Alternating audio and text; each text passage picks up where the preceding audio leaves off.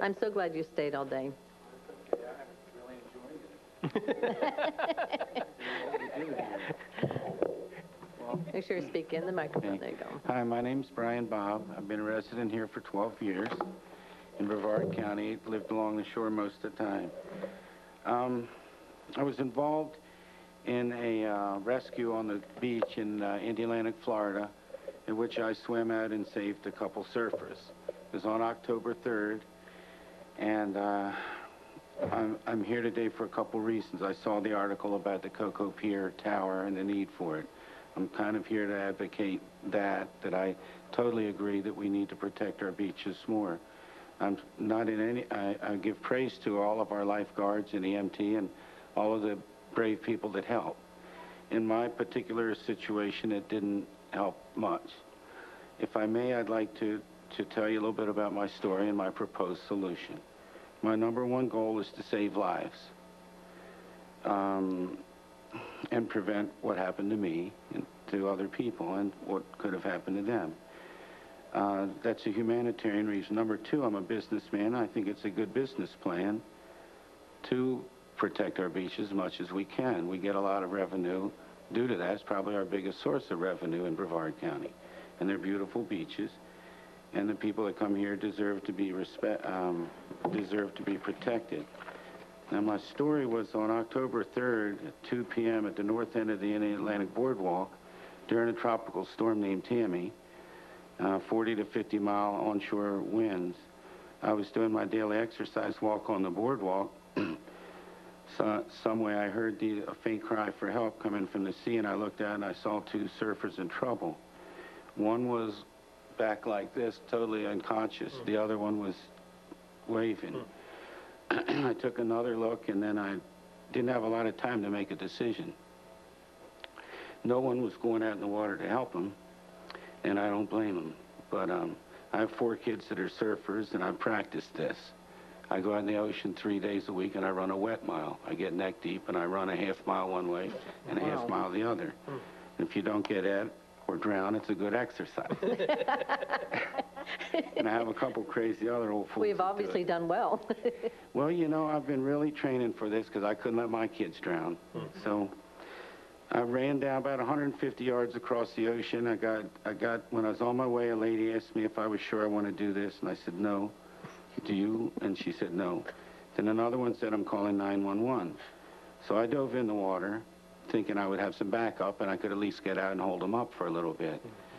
And a guy came out, waded out, and flung me a boogie board to take this and save my friend. I can't swim, or I'm not a good swimmer. I said, okay.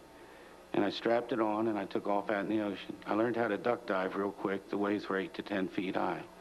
Once I started out in them and learned how, it was like bring it on. I never had more fun in the ocean. I would normally rent a board and go 150 yards at it in a riptide. He was definitely caught in the riptide, and his friend wasn't. So on the way out, I pointed to one guy and pointed to the other. He pointed to the other, so I went like that, you go in, because he was drowning too, and he wasn't going to leave his friend. So I got to his friend. I don't know how long it took, but I knew that each second he was, you know, I didn't know how long I had.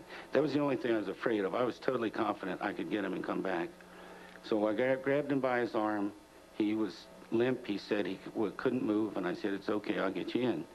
So we kicked north through the riptide, parallel, and then we worked as a team to get in. It took quite a while. I was out there over 20 minutes. I kept looking for backup. I had none. On the way across the beach, I looked for anything that made sense, a rope or anything. If the guy hadn't thrown me in that boogie board, 3 of us would have died that day. Because I could have got to him, but I couldn't have held him up for 20 minutes. With the boogie board, I was able to. When we got back, we got on shore, and I collapsed. And anyway, I had a heart attack. And there were several surfers in the building, including a pro surfer that I know, that would have come out and helped. My solution to this is in Brevard County, we have, 72 miles of shore, and they're our largest attraction. However, the people that lure us are mostly unprotected. We need a rapid response every day of the year. Australia has a similar plan. My proposed solution could actually be implemented worldwide is that we have a network of local surfers.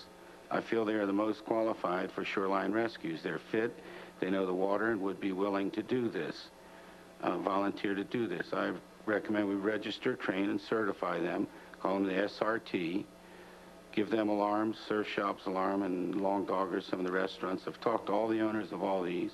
My daughter's a pro surfer. I have the support of the complete surf industry.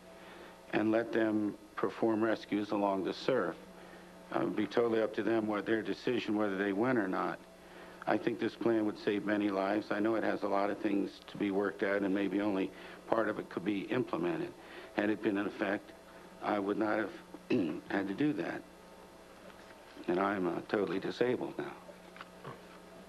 So I think anything we do in the way of put a lifeguard stand, of course, how could we have that pier there and not have any lifeguards? And why should people like us have to do that? Thank you so much, sir. Jackie? First, I want to thank this gentleman for sharing his personal story with us.